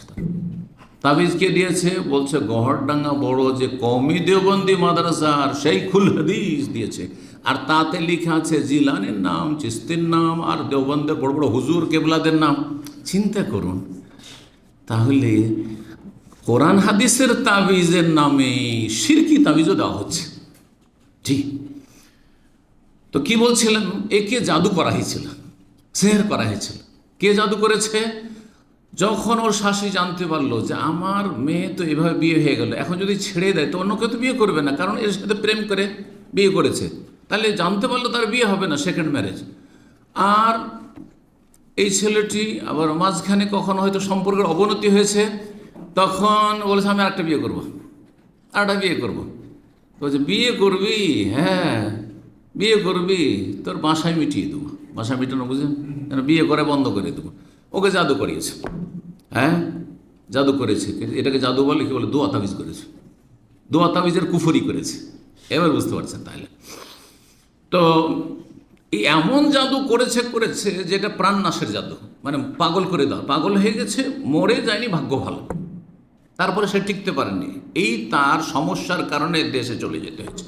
এখানকার রুজি গেছে, তার সুস্থতা গেছে, সব গেছে। এই জাদু করেছে কে? আপন শাশুড়িতে, জামাইকে। বুঝতে পারছেন? জাদু বাইরের লোক সহজে করতে পারে না। যদি আপনার কোনো কিছু হাতের নাগালে না পায়, তাহলে জাদু করতে পারবে না, সহজে সহজে জাদু করতে পারবে না। আল্লাহ হেফাজত করুন। ঘরের দুশ্মন বিপজ্জনক দুশ্মন। তো বলছিলাম যে অধিকাংশ ওলামারা বলছেন যে শুধু জাদু করলেই কি হয়ে যায়? কাফের হয়ে যায় ব্যক্তি। তো জাদু সম্পর্কে বিস্তারিত আলোচনা করলাম। জাদু সম্পর্কে আরও বেশ কিছু আলোচনা আমার বিস্তারিত কয়েকটি আছে। 8 নম্বর ঈমান ভঙ্গকারী বিষয়, তা হচ্ছে মুসলিমের বিরুদ্ধে বা মুসলিমদের বিরুদ্ধে কাফেরকে সাহায্য করা। কাফেরকে এমনি সাহায্য করলে কুফরি নয়। কাফেরকে দুনিয়ার ক্ষেত্রে সাহায্য করছেন, ধর্মীয় ক্ষেত্রে নয়। কাফের ধর্মচর্চার জন্য সাহায্য করবেন না। আপনি তাদের পুজো পাঠ আছে, আর তারা চার্চে যাবে ধরেন রবিবারে, আর আপনি গাড়িতে করে পৌঁছে দিয়ে আসছেন, চলবে না? চলবে না, বোঝা গেছে? ওরা পূজা করবেন, আপনারা পাহারা দেবেন, চলবে? আজকাল কিন্তু বিদাতি মোল্লাদের একটি লক্ষণ, এরা শিরক কুফরি করতে উদার। এদের অন্তরটা এত বড় যে শিরক কুফরি করে ইসলাম হারিয়ে দেব, হ্যাঁ, কিন্তু দুনিয়ার সম্পর্কটা বহাল রেখে ক্ষমতায় যাব। বুঝতে পেরেছেন? অসৎ স্বার্থ, অসৎ স্বার্থ। ভালো করে শোনেন, কেউ যদি বলে যে কাফেরদের ধর্মীয় স্থানের পাহারা দেওয়া আমাদের দায়িত্ব বা আমরা করব, এটি কুফরি কাজ, কুফরি কাজ। ভালো করে শুনে রাখেন। তাহলে কি করতে হবে? তাদের জানমালের নিরাপত্তা আছে, তারা সেখানকার নাগরিক, অথবা তাদের বৈধ ভিসা আছে সেই দেশে, সুতরাং তাদের জানমালের নিরাপত্তা আছে। তাদের ধর্মীয় নিরাপত্তা আছে, ধর্মীয় নিরাপত্তা আছে। তার জন্য মুসলিম পাহারা দিতে হবে। হ্যাঁ, অমুসলিম পাহারা দেওয়া যাবে না। অমুসলিম প্রশাসনে পুলিশ নেই, অমুসলিম সেনাবাহিনী নেই, অমুসলিম আপনার স্বেচ্ছাসেবক নাই, তাদেরকে দিয়ে পাহারা দেবে? হ্যাঁ, আমরা আমাদের মসজিদে পাহারা দেওয়ার জন্য কেন মুসলিমের সাহায্য নেব? কথা বোঝা গেছে? আমরা মসজিদ তৈরি করার জন্য কেন মুসলিমদের কাছে আমরা চাঁদা নেব? ঠিক তেমনি আমরাও তাদের ধর্মের ক্ষেত্রে কোনো রকম ডিসকাউন্ট নেই। দুনিয়ার ক্ষেত্রে ডিসকাউন্ট আছে। খাওয়ান আপনি, অমুসলিম পরিবারকে খুব খাওয়ান, অমুসলিমের খুব চিকিৎসা দেন আপনি, অমুসলিমদের জনকল্যাণমূলক কাজ করেন, কিন্তু আগে ঘর পরে পর। বুঝতে পারছেন? আগে ঘর সামলান। হ্যাঁ, আপনার ঘরে খেতে পাই না, হ্যাঁ, ঘরের লোক হচ্ছে বস্ত্রহীন, আর ঘরের লোক হচ্ছে গৃহহীন, আর আপনি উদারতা দেখা গেলে পরের উপকার করে বেড়াচ্ছেন। এটা মানবতা বিরোধী, এটা ইসলাম বিরোধীর আগে মানবতা বিরোধী। এটা আপনার বাবা খেতে পায় না, আপনার মা খেতে পায় না, দিনী ভাই খেতে পায় না, দিনী বোন খেতে পায় না, বিধবা এতিমে ভরে আছে আপনার সমাজ, হ্যাঁ, আপনার জাতি, আর আপনি পরের ক্ষেত্রে আপনার ব্যস্ততা, যে তাদের নিয়ে আপনার উদ্বেগ। আল্লাহ হেদায়েত দান করুন। এগুলো কুফরি বিষয়, আল্লাহর উপর বুঝার তৌফিক দান করুন। ইসলামের বিরুদ্ধে বা মুসলিমের বিরুদ্ধে কেউ লড়াই করছে, আর সেখানে কেউ যদি অমুসলিমের সাথ দেয়, কার বিরুদ্ধে লড়াই করার জন্য? এক কাফের আর এক কাফের সাথে লড়াই করছে, তখন এক পক্ষ নিচ্ছেন, সেটা জায়েজ, প্রয়োজন, দুনিয়ার স্বার্থ। দুই কাফের যখন লড়াই চলছে, বোঝা গেছে? দুই কাফেরে, দুই কুফরি শক্তিতে লড়াই চলছে, আপনি দুনিয়ার স্বার্থের জন্য যে কোনো একটা সাথ দিতে পারে, সমর্থন করতে পারে। এটা দুনিয়া, এটা দিন নয়, ধর্ম নয়। কিন্তু আপনি এমন একটা জাতি, অমুসলিম কাফের জাতি, যারা লড়াই করছে কাদের বিরুদ্ধে? মুসলিমের বিরুদ্ধে, আর আপনি মুসলিমদের সাথ না দিয়ে আপনি কাফেরদের সাথ দিয়ে মুসলিমদের বিরুদ্ধে লড়াই করছেন, এটা কুফরি। সরাসরি লড়াই না করলে আপনি আর্থিক সাপোর্ট করছেন, অন্য দিক দিয়ে সাপোর্ট করছে, যেসব সাপোর্টগুলি হয়ে থাকে দুনিয়ার ক্ষেত্রে বা ধর্মীয় ক্ষেত্রে। এটা ধর্ম, কারণ আপনি কাকে শক্তিশালী করছেন? কাফেরকে শক্তিশালী করছেন। কার বিরুদ্ধে শক্তিশালী করছেন? মুসলিমের বিরুদ্ধে, ইসলামের বিরুদ্ধে শক্তিশালী করছেন। সুতরাং এগুলি ইমান ভঙ্গকারী বিষয়। তো এই জন্য ওলামারা বলেছেন যে এটি হচ্ছে ইমান ভঙ্গকারী বিষয়। দলিল শোনেন, আল্লাহ বলছেন সূরা মায়েদার আয়াত নম্বর 51, বেশ কিছু আয়াত এই মর্মে রয়েছে, একটি আয়াত শুধু নয়, তার মধ্যে এটি একটি আয়াত। অমাইয়াতাওয়াল্লাহু মিনকুম, ইহুদি খ্রিস্টানদের তোমরা মিত্র হিসাবে, বন্ধু হিসাবে গ্রহণ করিও না। ইয়া আইয়ুহাল্লাযীনা আমানু লা তাত্তাখিযুল ইয়াহুদা ওয়ান নাসারা আউলিয়া বা'দুহুম আউলিয়া বা'দ, তারা পরস্পর বন্ধু। ইহুদি খ্রিস্টান বন্ধু, খ্রিস্টান ইহুদির বন্ধু, ইহুদির বন্ধু, খ্রিস্টান বন্ধু, ঠিক আছে, কিন্তু তোমার বন্ধু আর সে বন্ধুত্বের খাতিরে ইসলাম মুসলিমের বিরুদ্ধে তুমি সহযোগিতা করবে, তাকে না, মোটেই জায়েজ নয়। ওয়ামাইয়াতাওয়াল্লাহু মিনকুম, তোমাদের মধ্য থেকে কেউ যদি তাদের সাথে মিত্রতা পোষণ করে আর তাদের সহযোগিতা করে, ফাইন্নাহু মিনহুম, তাদের দলে শামিল হবে। ইন্নাল্লাহা লা ইয়াহদিল কওমাজ জালিম, জালেম সম্প্রদায়কে আল্লাহ জান্নাতের রাস্তা দেখান না। তাহলে যারা মুসলিমের বিরুদ্ধে কাফেরকে সাহায্য করবে তারা হচ্ছে জালেম, তারা হচ্ছে কি জালেম। আর জালেমকে আল্লাহ জান্নাতের রাস্তা দেখান না, হেদায়েতের রাস্তা দেখান না। হেদায়েত মানে জান্নাতের রাস্তা।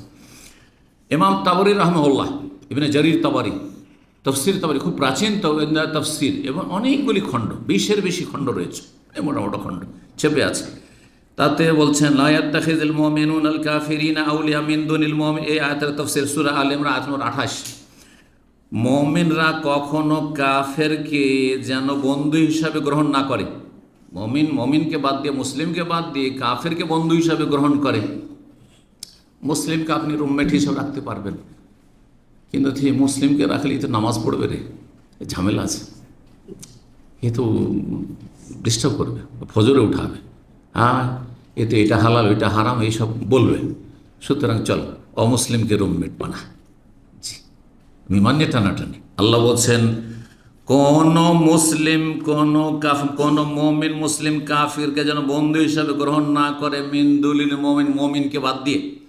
ওমাইয়া ফালেজাল, কেউ যদি এমনটা করে যে মুমিন মুসলিম হয়ে জন্মসূত্রে মুসলিম আর কাফেরকে বন্ধু হিসাবে গ্রহণ করে মুমিনের বিরুদ্ধে বা মুমিনকে বাদ দিয়ে, ফালাইসা মিনাল্লাহি ফি শাই, তবে আল্লাহর সাথে তাদের কোনো সম্পর্ক নেই। আল্লাহর সাথে তাদের কোনো সম্পর্ক নেই। জি, আল্লাহ তাদের থেকে সম্পর্কহীন, বারি। জি, তফসিরে বলছেন, আয়াতে তফসিরে লা তাত্তাখিযু আইয়ুহাল মুমিন, হে মুমিনগণ তোমরা গ্রহণ করিও না আল কুফারা, কাফেরদেরকে, জাহরান মানে তোমাদের পৃষ্ঠপোষক, তোয়ালুনা আলা দ্বীন, তাদের ধর্মের জন্য বন্ধুত্ব, ধর্মের জন্য ভালোবাসা নেই, দুনিয়ার স্বার্থে ব্যবসা, তার সাথে ব্যবসা চলছে, লেনদেন চলছে, কোনো অসুবিধা নেই, যে দুনিয়াদারি চলছে, তার প্রতিষ্ঠানে কাজ করছেন বা তারা আপনার প্রতিষ্ঠানে কাজ করছে, সদাচরণ করুন। আমার একটি খুব গুরুত্বপূর্ণ আলোচনা আছে, অমুসলিমদের অধিকার। শুনেছেন আলোচনাটি? শুনে নেবেন, যাতে করে আমাদের অন্তরে আবার সংকীর্ণতা না চলে আসে। একদিকে আলোচনা করছি আজকে, কিন্তু আর একদিকে একটা আলোচনা আছে যে মুসলিমদের সাথে অমুসলিমদের অধিকার, অনেকগুলি অধিকার আছে, যেগুলো ন্যায্য অধিকার। সে অধিকার যদি আপনি না দেন, আপনি গুনাহগার তখন আপনি। জি, তো কিন্তু অধিকার দিতে গিয়ে আপনি কাপড় খুলে দিয়ে দিবেন। আর অধিকার দিতে গিয়ে তো বলে যে ভাই কিছু তো নেওয়ার, একটা লুঙ্গি আছে, ধর লুঙ্গিটা নাও, আমি ন্যাংটা হয়ে থাকি, চলবে নাকি? চলবে না, চলবে না। এই জন্য আমি বলি, যারা ভালোবাসা করে, দোস্তি করে, কুস্তি করে, কিছু লোক আছে না, এমন দোস্তি যে বুফিয়ে গেলে একা যাবে না, ওই সাদিক ছাড়া, বন্ধু ছাড়া ও বুফিয়ে যাবে না। বোঝা গেছে? ওই সাদিক ছাড়া ও যদি নিজের বাসায় খায়, তো ওকে ডেকে নিয়ে আসবে। আমার যদি ও খায় তো ওকে ডেকে নিয়ে আসবে। কিছুদিন চললো, তারপর দেখা যায় আর কথাই বলে না, দুজনের কথাবার্তা নেই। এটা ভালো কাজ নয়। এটার নাম হচ্ছে দোস্তি করতে গিয়ে কুস্তি করিয়েন না, মানে মারামারি করিয়েন না। বোঝা গেছে না? জি, আহবে হাবিব বা কাহো নাম্মা তিরমিজিতে একটা বর্ণনা আছে, তুমি যাকে হাবিব ভালোবেসেছ একটু হালকা হালকা ভাসো। আসাই এখন যাকে অমাম্মা, এমন একটা সময় আসবে যে দুশ্মন হয়ে যেতে পারে, তখন খুবই খারাপ লাগবে। ও বাগি যাকে, তোমার শত্রুকেও হালকা শত্রু মনে করো, মানে সীমা লঙ্ঘন করিও না শত্রুতায়। আসাই এখন হাবিবাকে এমন হতে পারে একসময় সে বন্ধুতে পরিণত হইল, তখন খুবই অনুতপ্ত হবে, লজ্জিত হবে যে আরে আমি শত্রুতা করতে, আমি সীমা লঙ্ঘন করে দিয়েছি, আমি নিজেই গুনাহগার হয়ে গেছি, অন্যায় কাজ করেছি, এর সাথে কি করে এত খারাপ আচরণ করেছি। এই জন্য সব কিছুর একটা সীমারেখা আছে। জি, তো বলছিলাম যে কি বলছেন ইমাম ইবনে জারির তাবরী, যে ধর্মের জন্য তাদের সাথে ভালোবাসা নেই, অত জাহিরুনহুম আল মুসলিমিন, মুসলিমদের বিরুদ্ধে তাদেরকে সাহায্য করবেন না যদি করেন, ওয়াতাদুল্লুন আলা আওরাতিহিম, মুসলিমদের গোপন বিষয়গুলো, গোপন তত্ত্ব তা জানিয়ে দাও, মুসলিম সমাজের গোপন রহস্য, দুর্বল পয়েন্টগুলি, অথবা কি অবস্থায় কি আছে না আছে সব জানিয়ে দিচ্ছেন আপনি, না মোটেই না। হ্যাঁ, কাফেরদের সাথে এগুলো শেয়ার করবেন না আপনি, যাতে মুসলিমরা ক্ষতিগ্রস্ত হয়ে যায়। ফাইন্নাহু মান ইয়াফআল যালিকা, যদি এমনটা কেউ করে, ফালাইসা মিনাল্লাহি ফি শাই, এর অর্থ হচ্ছে ফাকাদ বারিয়া মিনাল্লাহি ওয়া বারিয়া আল্লাহু মিনহু, আল্লাহর সাথে সে সম্পর্কহীন আর আল্লাহ তার সাথে সম্পর্কহীন, কোনো সম্পর্ক নেই তার আল্লাহর সাথে। কেন? বেরতেদাদে আনদেনি, কারণ সে দিন থেকে সে মোরতাদ হয়ে গেল, দুখুলি ফিল কুফরি, কাফির হয়ে গেল, তাহলে সেই জন্য ইল্লাম তাত্তাকু মিনহুম তুকা, তবে যদি আত্মরক্ষামূলক হয়। আত্মরক্ষামূলক বিষয়টি কেমন, তার ব্যাখ্যা শোনেন। বলছেন আত্মরক্ষা, যে কথা লম্বা হয়ে যাচ্ছে, আত্মরক্ষা সম্পর্কে বলছেন যে ইল্লাম তখন ফি সুলতানিহিম, সে দেশে বাস করছো আর তাদের অনিষ্ট বলে আশঙ্কা আছে, তাহলে বাহ্যিক তাদের সাথে মিত্রতা প্রকাশ করলে, হয়তো অনেকে পশ্চিমা দেশে বসবাস করছেন বা সংখ্যালঘু হয়ে আছেন, মিত্রতা প্রকাশ করছেন, কিন্তু অন্তরের ভালোবাসা আলাদা জিনিস। বাহ্যিক আপনি মিত্রতা পোষণ করেন, বাহ্যিক কিছু ক্ষেত্রে আপনি ডিসকাউন্ট দেন, কিন্তু সেটা আত্মরক্ষামূলক। জি, ইত্যাদি ইত্যাদি। তাফসীর তাবরী 3য় খণ্ড 140 পৃষ্ঠা। ইবনে তাইমিয়া রাহিমাহুল্লাহ এই বিষয়ে ফতোয়া রয়েছে, তিন মাজমু ফাতাওয়া 28তম খণ্ড 530-531 পৃষ্ঠায় বলছেন, ওয়াইদা কানা সালাফ কাদ সাম্মু মানি যাকাত মুরতাদ্দিন, যখন সালাফে সালেহিন সাহাবায়ে কেরামগণ যারা শুধু যাকাত দেয়নি, নামাজ রোজা হজ সব কিছু করতো, উমরা, সাহাবীদের যুগের লোক অনেকের নবীর সাথে দেখা হয়েছে, কিন্তু নবীর ইন্তেকালের পরে তারা বলল আমরা যাকাত দেবো না। তাদের বিরুদ্ধে আবু বকর সিদ্দিক রাদিয়াল্লাহু তাআলা, তার সাথে বড় একটি দল সাহাবায়ে কেরাম তাবেঈন, তারা কি করেছেন?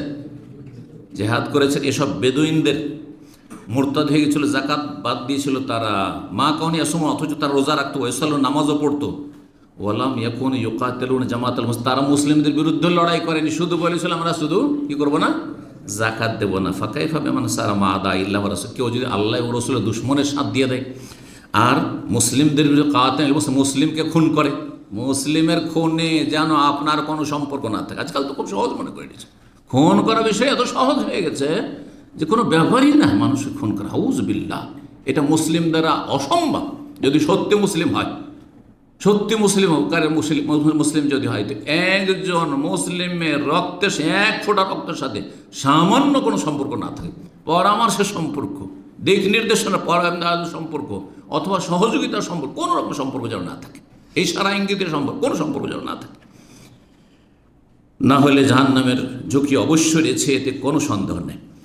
কথা লম্বা না করে 9 নম্বর ইমান ভঙ্গকারী বিষয় হচ্ছে, কেউ যদি মনে করে যে কিছু কিছু এমন মানুষ আছে যাদের ওপর ইসলামের বিধিবিধান ফরজ থাকে না, মানে এত উন্নতি করেছে তার আধ্যাত্মিকতার, রুহানিয়াতের ময়দানে, আধ্যাত্মিকতার ময়দানে, যে উন্নতি করতে করতে একবারে ফানা ফিল্লা হয়ে গেছে, তাদের নামাজ রোজার দরকার নেই, প্রয়োজন নেই। আছে না? না, এরকম কথা কার মধ্যে আছে? এটা হিন্দুদের কথা, বুদ্ধিস্টদের কথা, ইহুদি খ্রিস্টানদের কথা। এটি হচ্ছে মুসলিম সমাজের এক শ্রেণীর পীরদের কথা, বরং অধিকাংশ পীরদের কথা। পীরতন্ত্রের একটা হচ্ছে ফানা ফিল্লা, বলছে যখন আল্লাহতে বিলীন হয়ে গেল, ফানা মানে বিলীন হয়ে যাওয়া, লয় হয়ে যাওয়া, যখন বিলীন হয়ে গেল তাহলে তো গন্তব্যস্থানে পৌঁছে গেল, তো গন্তব্যস্থানে পৌঁছার পরে গাড়ির কি প্রয়োজন? এখন কেউ যদি অলরেডি মক্কাতেই থাকে তো বলবে যে আমি একটা উমরার বাস খুঁজছি দামাম থেকে, উমরা যাবো সেজন্য, বলবে নাকি?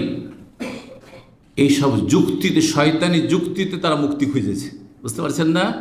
বলছে যে এরা তো ওলিয়া উলিয়া গোস কত আবদাল, আল্লাহতে পৌঁছেই গেছে, নামাজ রোজা কিসের জন্য? আল্লাহর কাছে পৌঁছার জন্য, ও পৌঁছেই আছে, তার দরকারটা কি? তো নবী পৌঁছাননি, বলেন তো? আর অন্য নবী রসুল্লাহ পৌঁছাননি? আবু বকর, ওমর, ওসমান পৌঁছাননি? কোনো একজন সাহাবীর, এমনকি রসুলুল্লাহ এক ওয়াক্ত নামাজ মাফ ছিল, প্রমাণ করুক তো দেখি যে একটা ওয়াক্ত নবী সাল্লাল্লাহু আলাইহি ওয়াসাল্লাম মাফ হয়ে গিয়েছিল, যে আপনাকে পড়তে হবে না, আছে? বা পড়েননি নবী সাল্লাল্লাহু আলাইহি ওয়াসাল্লাম? সুবহানাল্লাহ। ইন্নামা আনা আবদুন বলছেন নবী, আমি বান্দা, দাস কার?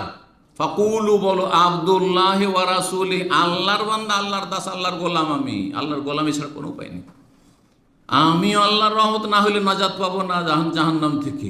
ইল্লা ইয়াতাগাম্মাদানি আল্লাহু বিরহমাতিহি ওয়ালা আনা, আমার জন্য আল্লাহর রহমত ছাড়া কোনো পরিত্রাণ নেই। সুবহানাল্লাহ। আর এদের কি ধৃষ্টতা যে বলছে যে এদের নামাজ রোজা লাগে না। এটা কুফর, এরা কাফের মোরতাদ যারা বলবে যে আমাদের নামাজ রোজা নেই। এই জটা পড়ে গেছে, ফরজ গোসল নেই, আর এদের নামাজ রোজাও নেই, এদের ধর্মকর্ম নেই, আর এ সমকামিতায় ডুবে আছে, নোংরামিতে ডুবে আছে, নাচ গানে ডুবে আছে, গাঁজাতে ডুবে আছে। এরা কাফের মুসলিম নয়। এরা জন্মসূত্রে মুসলিম, কিন্তু এদের ইসলামে কোনো অংশ নেই। আমি কাফের বলছি না, আল্লাহ কাফের বলছেন এদেরকে। জি, যারা মনে করবে যে এমন কোনো ব্যক্তিও আছে যাদের বলছেন ইয়াসাহুল খুরুজ আন শরিয়ত মুহাম্মদ সাল্লাল্লাহু আলাইহি ওয়াসাল্লাম, নবী সাল্লাল্লাহু আলাইহি ওয়াসাল্লাম নিয়ে আসা শরীয়তের বহির্ভূত, তারা শরীয়ত মানার কোনো প্রয়োজন নেই, ফাওয়া কাফির। কেন? আল্লাহ কোরআনে বলছেন সূরা আলে ইমরান আয়াত নম্বর 85, তো ওমাই ইয়াবতাগি গায়রাল ইসলাম, এদের ইসলাম ছাড়া অন্য কোনো দিন কেউ যদি তলাশ করে, অন্য পথ অবলম্বন করে, ফালা ইউকবালা মিনহু। আর ইসলাম হচ্ছে কিসের নাম? শাহাদাতের নাম, কালেমার, আর 5 ওয়াক্ত নামাজের নাম। এই 5 ওয়াক্ত নামাজ পড়ে না, বছর রোজা রাখতে হবে না আমাকে। হ্যাঁ, আমার জন্য মুরিদানের স্ত্রী জায়েজ, তোমার জন্য জেনা, আমার জন্য না। আমাদের দেশে কথা আছে না নেই? আরে হক্কানি যাদেরকে বলা হচ্ছে পীর, তারাও বলছে, তাদের কিতাব আছে, চরমানের কিতাবে, পীর বাবা যদি বলে, কি বলে, যে তোমার যাই নামাজকে মদে ডুবিয়ে নিয়ে নামাজ পড়ো, তো আপত্তি করবে না, আপত্তি করবে না। কারণ পীর যেই নজরে দেখে সেই নজরে তুমি দেখো না। এটা কি মানে? আপনার জন্য মদে ডুবানো হারাম, কিন্তু তার জন্য সওয়াব নেকির কাজ। এইটা হচ্ছে শরীয়তের ঊর্ধ্বে তারা চলে গেছে, শরীয়ত মানার কোনো প্রয়োজন নেই। এটা কুফরি কথা। এতে এই বিশ্বাস কেউ যদি রাখে তাহলে কাফের হয়ে যাবে। তাহলে কিতাবে, তাদের কিতাবে কুফরি কথা আছে, ছড়িয়ে ছিটিয়ে আছে কুফরি কথা। জি, তো আল্লাহ বলছেন যে ফালা ইউকবালা মিনহু, ইসলাম ছাড়া অন্য কোনো পন্থা আল্লাহ কবুল করবেন না। তাহলে কি হবে? ওয়া হুয়া ফিল আখিরাতি মিনাল খাসিরিন, আখিরাতে ক্ষতিগ্রস্তদের দলে শামিল হবে। ইবনে তাইমিয়া রাহিমাহুল্লাহ বলছেন ওয়া মালুমুন বিল ইলতিরার মিন দ্বীনিল মুসলিমিন, মুসলিমদের দ্বীনে সুস্পষ্টভাবে প্রমাণিত, বিত্তেফাকে জামিল মুসলিম, সমস্ত মুসলিমদের ঐক্যমত রয়েছে, আন্নামান সাওয়াগা গায়রা দ্বীনিল ইসলাম, কেউ যদি মনে করে ইসলাম ছাড়া অন্য কোনো জীবন পন্থা চলবে, জীবন বিধান চলবে, আও ইত্তিবা শরীয়ত মিন গায়রা শরীয়ত মুহাম্মদ সাল্লাল্লাহু আলাইহি ওয়াসাল্লাম, মুহাম্মদ সাল্লাল্লাহু আলাইহি ওয়াসাল্লাম শরীয়ত ছাড়া অন্য কোনো পন্থা দিয়েও চলবে, অন্য কোনো তরিকত দিয়েও নাজাত চলবে। আমাদের এটা চিস্তিয়া তরিকা, এটা নকশবন্দি তরিকা, এটা সাহারওয়ার্দী তরিকা, এটা মুজাদ্দিদ তরিকা, হ্যাঁ, এটা হচ্ছে রেফাই তরিকা, অমুক তরিকা, ফাহুয়া কাফিরুন, ইসলাম বাদ দিয়ে অন্য কোনো আদর্শ যদি গ্রহণ করে তাহলে সে কাফির। ওয়া হুয়া কা কুফরি মান আমানা বিবাদিল কিতাব আও কাফারা বিবাদিল কিতাব। এই কুফরিটা হচ্ছে ওই সব কাফেরদের মতো যারা কোরআনের কিছু মানলো, কিছু মানল না, কিছু মানলো, কিছু মানল না। তার ফতোয়া কুবরা 3য় খণ্ড 543 পৃষ্ঠা। 10 নম্বর সর্বশেষ ঈমান ভঙ্গকারী বিষয়, সেটা হচ্ছে আজকালকার অধিকাংশ মুসলিম এমন হয়ে গেছে যাদের পেট নিয়ে চিন্তা আছে, হ্যাঁ, তারপরে হ্যাঁ যৌন চাহিদা নিয়ে চিন্তা আছে, হ্যাঁ, সাবালক হয়েছি সুতরাং হ্যাঁ হালাল হোক হারাম হোক একটা কিছু লাগবে, তাই না? যৌনাচার করা লাগবে, পেটে ক্ষুধা লাগছে সুতরাং খাবার দাবার লাগবে, পয়সা লাগবে, আর দুনিয়াতে একটু যদি বড় লোক হয়ে বাঁচতে হয় তাহলে ক্ষমতা লাগবে। কথা বলছেন না? এই 3টি ফিতনা, ক্ষমতার ফিতনা, গদির ফিতনা, নারী ফিতনা, আর কিসের ফিতনা? এই পয়সার ফিতনা, পয়সার ফিতনা। এইগুলোর জন্য সবসময় মাথা ব্যথা। সকালে উঠলে সারাদিন চিন্তা, হ্যাঁ, গাড়ি বাড়ি নারী, গাড়ি বাড়ি নারী, ঠিক আছে, কিন্তু 60 বছর বয়স চলে গেল, জীবনও কখনো চিন্তা করিনি আল্লাহ কে, হ্যাঁ, কেন সৃষ্টি করেছেন, কে, কেন, কোথায় যাব। এই 3টি কথা মনে রাখেন। যার জীবনে এই প্রশ্নগুলির কখনো প্রশ্ন জাগেনি, এবার প্রশ্নের উত্তর খুঁজেনি এবং উত্তর দেব এবং এর উত্তর জানবো, এর কোনো চেষ্টাও ছিল না, সেই ব্যক্তি মুসলিম না।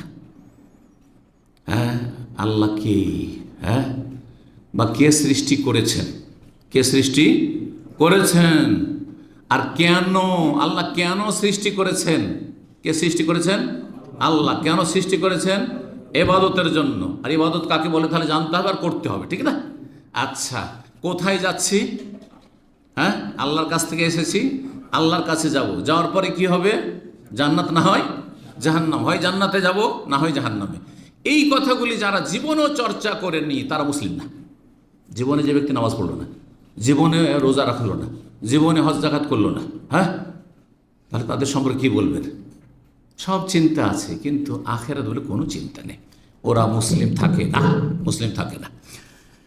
বলছেন আলে রাজান দিন ইল্লাহ, আল্লাহর দিন থেকে এমন বিমুখ হয়ে যাওয়া বা আল্লাহর দিনকে, দিন ইসলামকে এমনভাবে এড়িয়ে যাওয়া, লায়াতা আল্লামহু, আগে হচ্ছে শিখা, কিছু জানে, সূরা ফাতিহা জানে না, আত্তাহিয়াত জানে না, দরুদ জানে না, নামাজ রোজার তরিকা জানে না, রুকুর তসবিহ জানে না, সেজদার তসবিহ জানে না, কিছুই জানে না। 5টা 7টা সূরা মুখস্থ নেই। হ্যাঁ, নামাজ কেমন করে পড়তে হয় তাই জানেন না। 25 বছর 30 বছর বয়স হয়েছে, বিয়ে করতে গেছে, নামাজে দাঁড়িয়ে গেছে, ওর এদিকে তাকাচ্ছে ওইদিকে তাকাচ্ছে, ও জানে না যে কী করতে হবে। আমি নিজের চোখে দেখেছি এইরকম নতুন বর, আমি নিজের চোখে দেখেছি। এদিকে দেখছি, ওর দেখছি, আমি জীবনে, তখন আমার বয়স মাত্র 12-13। আমি তখনই বুঝতে পারছি মাদ্রাসার ছাত্র আমি, প্রথম দিকে বলছে এই জীবনে নামাজ পড়েনি, এই জন্য একবার এদিকে তাকাচ্ছে, ওর এদিকে তাকাচ্ছে। হ্যাঁ, কারণ আমাদের দেশের জামাই, নতুন জামাইয়ের সাথে একটা কিন্তু সহযোগী আসে, হেল্পার, ওটা ফ্রেন্ড, ওর হ্যাঁ ক্লোজ ফ্রেন্ড আসে, ও সব কিছুতে হেল্প করে, খাওয়া দায় কোনটা খাবি কোনটা খাবি না, হ্যাঁ কোনটা পান করবি কোনটা পান করবি, কোন গ্লাস নিবি কোন গ্লাস নিবি না, আর কোনখানে কী করতে হবে না হবে, ঠিক না? হ্যাঁ, কোনখানে ওই চাঁদাবাজি করবে তো চাঁদা দিতে হবে না, আছে না? কুসংস্কারে ভরা আমাদের দেশের বিয়ে। তো যাই হোক, কথা লম্বা না করে এখন সময় করি। যেই ব্যক্তি দিন ইসলামকে এমন এড়িয়ে চললো, লায়াতা আল্লামহু, কোনো জ্ঞান অর্জন করলো না, জানে না যে লা ইলাহা ইল্লাল্লাহর অর্থ কি, জানে না আল্লাহ ছাড়া কোনো সত্য মাবুদ নেই, এই কথাটি জানেই না। সে শুধু কালমা তাইয়্যিবা শুনেছে কিন্তু অর্থ জানে না। অর্থ না জানে মুসলিম আপনি? আরে ইসলামের কালমারই অর্থ জানেন না আপনি, এর দাবিও জানেন না আপনি, এর শর্তও জানেন না আপনি, কিছু জানেন না, এর বিপরীত পরিপন্থী বিষয়গুলিও জানেন না আপনি, কেমন আপনি মুসলিম? আবার শিখলো না, ওয়ালা ইয়ামাল, আমলও করলো না, জীবনে নামাজ পড়লো না, লাম ইয়াসজুদ লিল্লাহ, কোনোদিন সিজদা করে না। এরকম বহু মুসলিম আছে। জি, 5 ওয়াক্ত সিজদা করতে হবে। শুধু জুমা পড়া মুসলিম হবে মানে হইলে হবে না। ইহুদি নাসারাদের মতো শনিবার রবিবারে তারা যায়, আমরা জুমার দিনে যাই, হ্যাঁ, আর ঈদ পড়া মুসলিম হইলে হবে না। আল্লাহ বলছেন এর দলিল সূরা সিজদা আয়াত নম্বর 22, ওমান আযলাম, ওর চাইতে বড় জালেম কি আছে, মিম্মান যুক্কিরা বিআয়াতি রাব্বিহি, রবের আয়াত দিয়ে তাদেরকে উপদেশ দেওয়া হয়েছে, রবের আয়াত দিয়ে ওয়াজ উপদেশ করা হয়েছে, সুম্মা আরাযা আনহা, কিন্তু সে এড়িয়ে গেছে, মুখ ফিরিয়ে নিয়েছে। ইন্না মিনাল মুজরিমিনা মুনতাকিমুন, এরা হচ্ছে অপরাধী, ক্রিমিনাল, এদের থেকে আমি প্রতিশোধ গ্রহণ করবো, আল্লাহ বলছেন, এদেরকে আমি শাস্তি পানিশমেন্ট করব। এরাজ, এই এড়িয়ে যাওয়া মানে এরাজ আম্মা যাবে রসুল, রসুল কি নিয়ে এসেছেন প্রয়োজন নেই, ওয়ালা ইউবালি, পরোয়াই করেন না, ওয়ালা ইয়াতালাক্কাহু, শিখলো না, ওয়ালা ইয়ারফাবে রাসান, ভ্রুক্ষেপ করলো না, ইগনোর করলো, উপেক্ষা করলো। ইমাম ইবনুল কাইয়িম রাহিমাহুল্লাহ ইমাম বলছেন মাদারিজুস সালিকিন প্রথম খণ্ড 347 পৃষ্ঠায়, আম্মা কুফরুল এরাজ, এড়িয়ে যাওয়ার যেটি কুফরি, এড়িয়ে গেলে, ইসলামকে এড়িয়ে গেলে, ইসলাম বিমুখ হইলে যে কুফরি, ফাইন্নাহু ইউরিজু বিসামইহি ওয়া কলবিহি, তাই কানে শোনেও না, জীবনে কোনো ইসলামিক আলোচনা শুনবে না, ওয়া কলবিহি, অন্তর বাদ দাও, হটাও এটা। এক বোন আমাদের সুপ্রিম কোর্টে চাকরি করে, সুপ্রিম কোর্টে চাকরি করে, শোনে তার ঘটনা, সুবহানাল্লাহ। তার স্বামী আগে হেদায়েত হয়ে যায়, আমার আলোচনা শুনে, তারপরে তাদের সাথে এই গত রমজান মক্কায় দেখা, ঈদ একসাথে করেছে আমার সাথে, ঈদ উল ফিতর ছিলাম মক্কায়। সুবহানাল্লাহ, আল্লাহ কীভাবে হেদায়েত করতে পারেন। বলছে স্বামী হেদায়েত পরে, আমার স্বামী সে দাঁড়িয়েওয়ালা, এখন মাশাআল্লাহ খুব সুন্দর স্বামী, হেদায়েত হয়েছে আগে। হেদায়েত হওয়ার পরে বলে যে তুমি তো কিছুই শুনতে চাও না ইসলামে, তো এই শেখের আলোচনাগুলি ভালো লাগছে আমাকে, তুমি একটু শোনো। তখন একবারে ধমকায়, যেহেতু সুপ্রিম কোর্টে চাকরি করে, যা বললে আমাকে আর ইসলামের কথা বলবে না, তুমি খবরদার ইসলামের কথা বলবেন, খবরদার ইসলামের কথা বলবেন, এবার ধমকাই। স্বামী স্ত্রী দুইজন বসে, পর্দা বোরখা করে বসে আছে আমার সামনে, সুপ্রিম কোর্টে সে বড় একজন অ্যাটর্নি জেনারেল, সে মাশাআল্লাহ, সে আমার সামনে বলছে আমি স্বামীকে কত যে ধমকিয়েছি চমকেছি, যখন বলেছি আপনার কথা, যে একটু তো শুনে দেখো, একটু শুনে দেখো, আমাকে বলবে না খবরদার, এসব কথা বলবে না। এখন সে স্বামীর চাইতে বেশি অ্যাডভান্স, আলহামদুলিল্লাহ, যালিকা ফাদলুল্লাহ। আল্লাহ যে কাকে কখন হেদায়েত করে, কার অন্তরকে খুলে দেয়।